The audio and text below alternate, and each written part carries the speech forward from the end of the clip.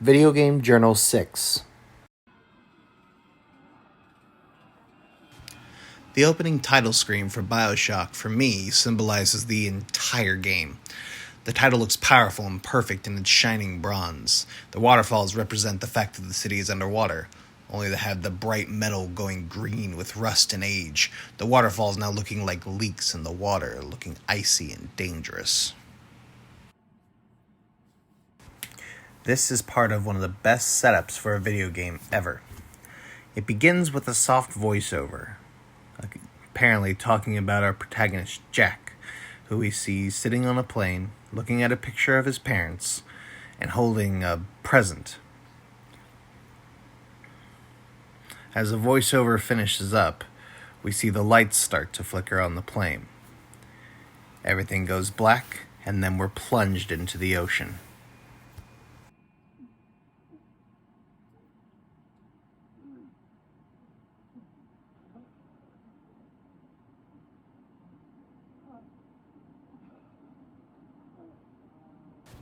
After Jack avoids pieces of a sinking plane and luggage, he swims towards the surface, and it's at this point that the player gains control.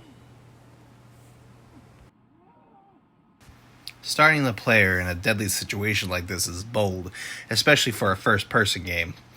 In some other first-person games, the player is introduced to the controls by being directed to look at lights or some other object to ease the player into the game. Bioshock, on the other hand, is like, here's a pair of arms, there's the start of the game, figure it out. And then it pushes you out of the plane. And then it throws the plane on top of you. On the bright side, this set piece is gorgeous. You immediately see the beautiful water and fire effects. I should say that I was playing the Bioshock Remastered Edition on my PS4. Once you start moving, the controls feel smooth. That was one unique thing for this game, was its movement speed. While it's smooth, it was slower than your average FPS. It didn't even have a sprint button. The player is drawn to a lighthouse that the plane has happened to crash next to. There's something strange about this building. First of all, it seems to be in the middle of the ocean with no island or other land in sight.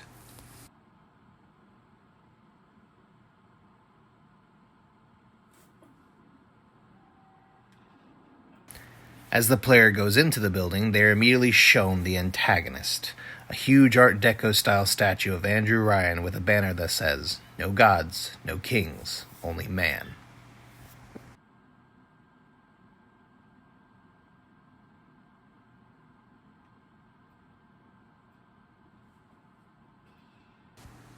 As the player continues into the room, they are taken down to a large, ball-like structure, kind of looking like a diving helmet. These are called bathyspheres. There's an inviting string music playing. And to be honest, it reminds me of Myst, that game I played last week.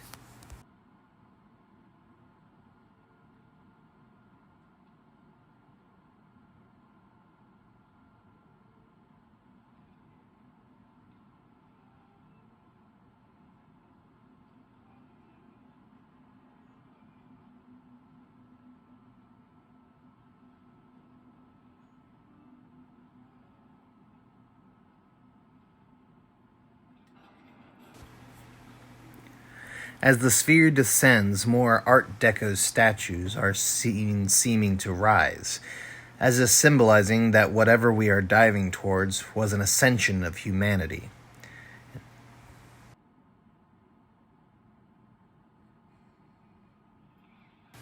And then we are shown Rapture in all its astonishing, terrifying beauty.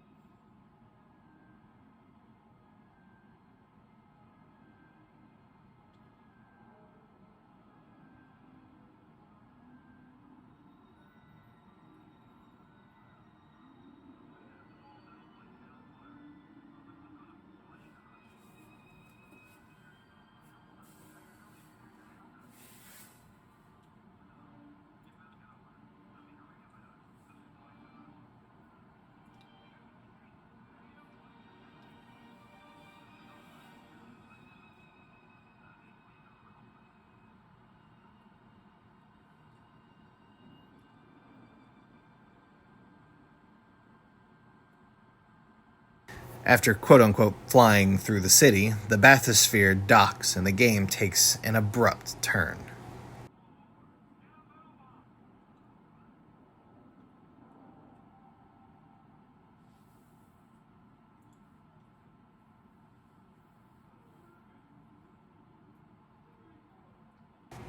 We see a humanoid creature disemboweling a man before trying to rip its way into the sphere to get to Jack.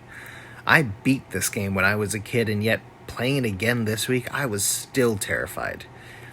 This abrupt change of tone from wonder and mystery into horror is masterfully executed.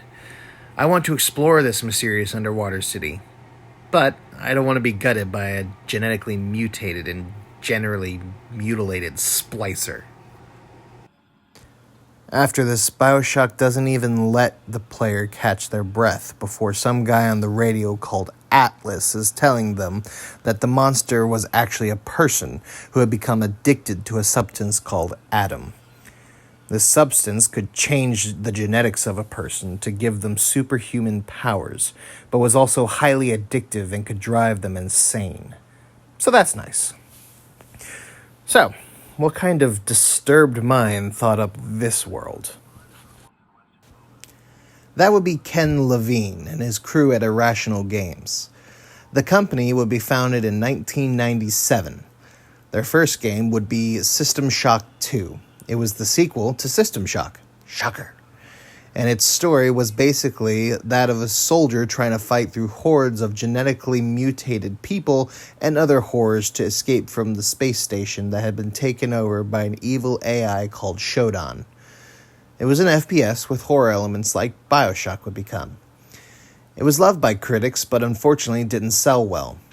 Levine wanted to make a sequel, but because of the sales, the team was put on other projects.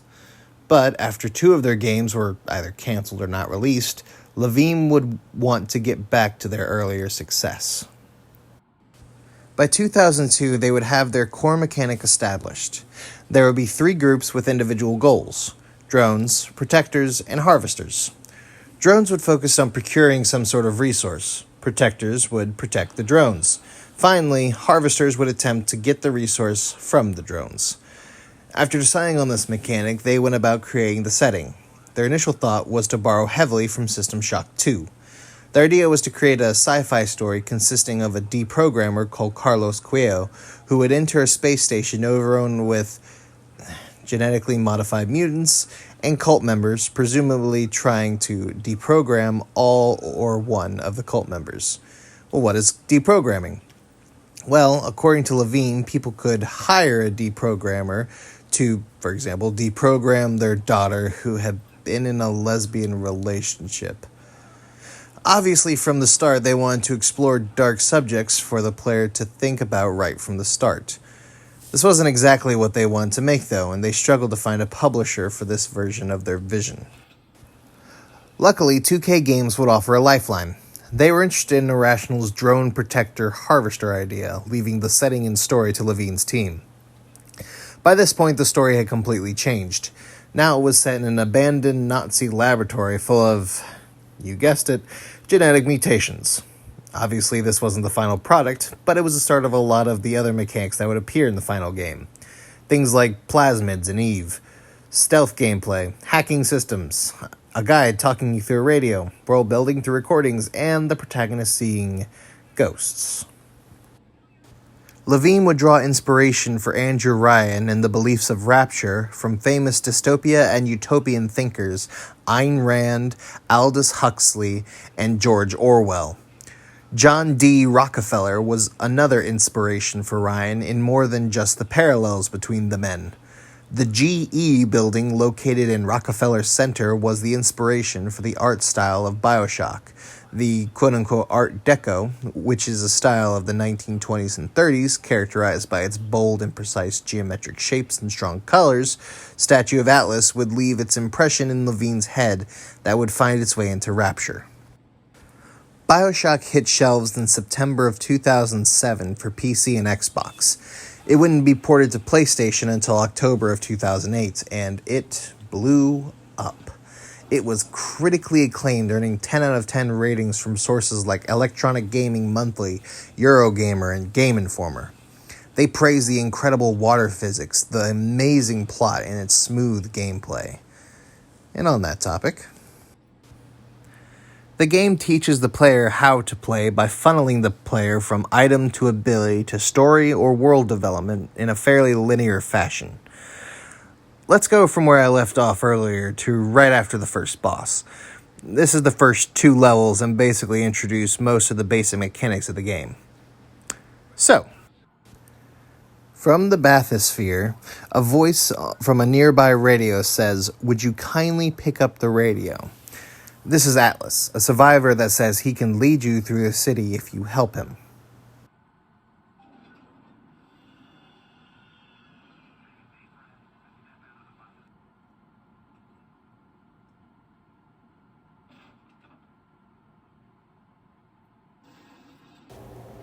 Atlas's plan is to tell you to lure the splicer into a trap that turns out to be getting caught by a security drone.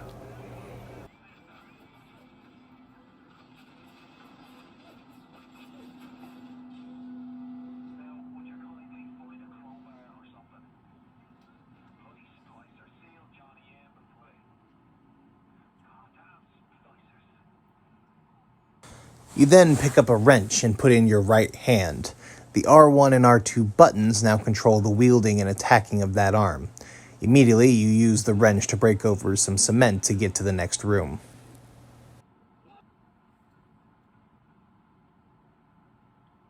To continue on, you are shown the strange vending machine with a syringe with something called a plasmid.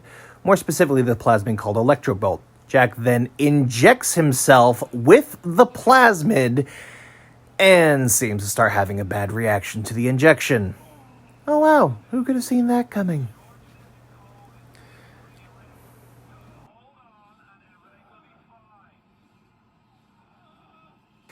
He then falls over the railing to the floor below.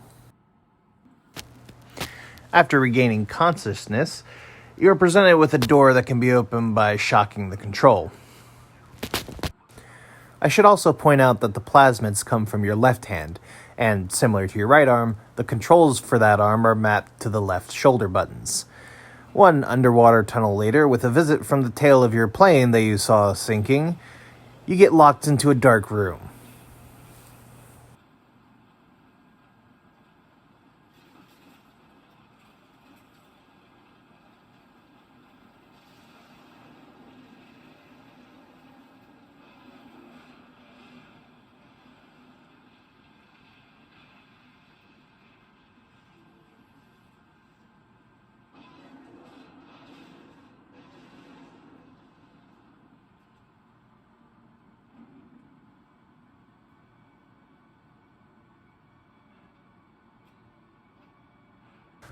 Unfortunately, a splicer has gotten in. Atlas tells you to shock him and then give him a warm introduction to the heavy side of a wrench. This immediately kills the splicer and teaches you combos. So, quick recap. We have learned how to use both of our arms, how we can use them together, and how they affect the world. I did skip over one cutscene during this, but that was because I wanted to pay special attention to what is essentially the backbone of this game. The Big Daddy and Little Sister. Right as Jack is starting to wake up from his bad trip and subsequent 12-foot dive headfirst into the marble floor, we see these splicers run off by a glowing-eyed little girl that calls us an angel, and the big boot and enormous drill hand of her friend Mr. Bubbles? Look, Mr. Bubbles, it's an angel. I can see light coming from his belly.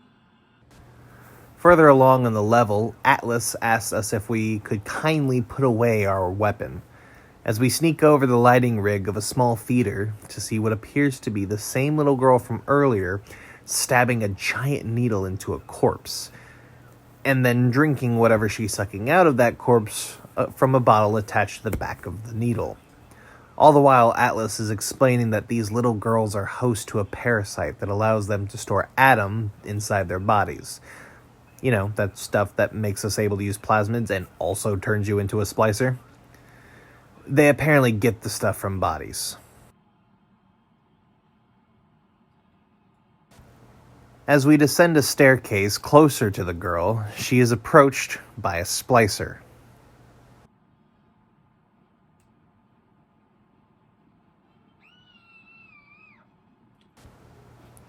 As soon as he attacks her, a thunderous bellow is heard, and the Big Daddy crashes through the ceiling and destroys the splicer, pinning him to the wall with that drill and showing the player what happens if you mess with his little sister. This is the final form of that first idea Irrational had. The little sisters are the drones collecting Adam, which you need to upgrade your plasmids and tonics. Their protectors are the Big Daddies, and you'll have to kill them if you want to get to the little girls. And the Splicers and Jack are the Harvesters, doing whatever it takes to get the Adam.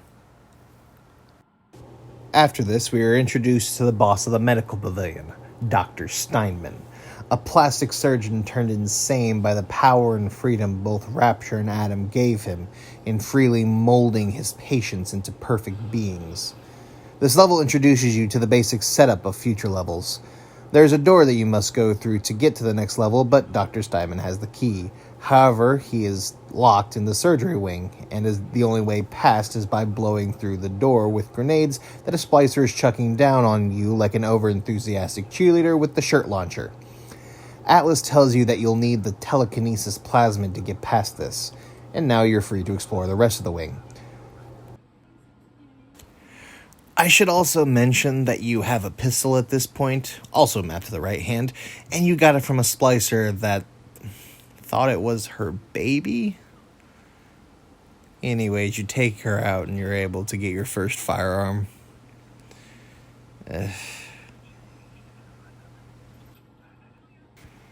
Exploring a bit more shows that our way forward is covered by a wall of ice. This is kind of like in the Metroid game, where you needed certain weapons to get past certain doors. Anyway, exploring a bit more shows us a doorway leading to the Eternal Flame Crematorium. We take the hit and head inside. At this point, we've also already learned how to hack. How hacking works is basically you have a tube coming from point A, and you have a point B, with a bunch of tiles that you can uncover from there. You need to make a tube that goes from point A to point B, but all the while there's this blue goo that's slowly filling up the tube. You can hack security drones, health stations, vending machines, security cameras, turrets, and safes, all with different kind of rewards, like either fighting for you, or having lower prices on some items, or just being able to open up and get in all your goodies. And don't worry, it's still scary. Like this part where we see the shadow of a splicer up ahead. So we head towards him, filled with the confidence that we're going to be able to kill him, and the lights go out. A couple seconds later, they pop back on, and the guy is gone. As we go around the corner, we see one of the mini mortuary refrigerators close.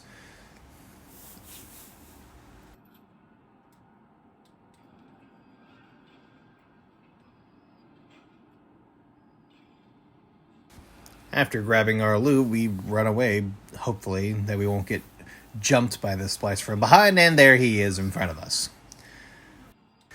I'm not embarrassed to say I nearly had to change my pants the first time that happened.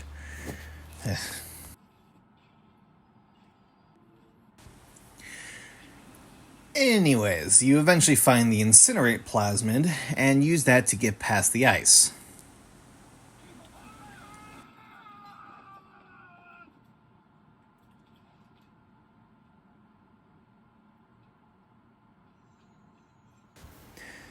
You turn the corner and you see something on the ground. This turns out to be the shotgun, which is actually my favorite weapon in the game. And then you have this bit, where you're just in complete darkness until you get jumped by a load of splicers.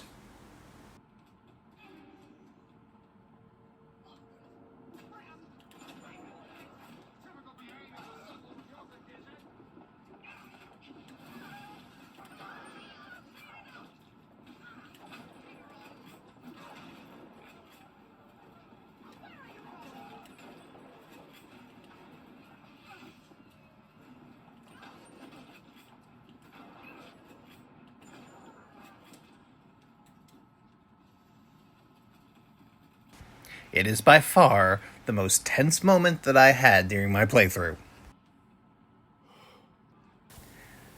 You find the telekinesis plasmid and blow your way into the surgery. From here, it's only a few splicers, a turret, and a camera between you and the good doctor. His fight really isn't interesting. He's pretty much a bullet sponge with a machine gun. His monologue before then is great, though. It really shows what the world of Rapture has become.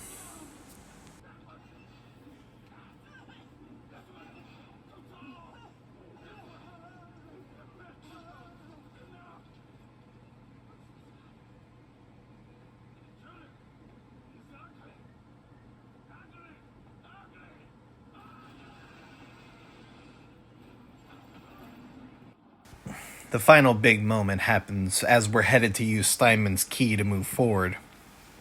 A Big Daddy has somehow been blown up, and his little sister is unguarded. At this point, we are introduced to Dr. Tenenbaum, who created the Little Sisters. She and Atlas give us a choice with what to do with the girl. Jack wants us to rip the parasite that she is carrying out of her. We will get more Adam, but the girl dies. Tenenbaum gives us a plasmid that will allow us to purge the girl of the parasite. We get less Adam this way, but the girl lives. Tenenbaum has also promised to make it a quote-unquote worth your while. The choice between rescuing or harvesting the girl can lead to multiple endings, so I won't spoil any more. Bioshock showed that the shooter genre didn't have to be just blood and guts and cool weapons. They showed that you could have a compelling story, fleshed out world, and blood and guts and cool weapons. It did everything so well that books have been written showing how Bioshock proves that games can be art. So, with all this in mind, would you kindly go give this game a try?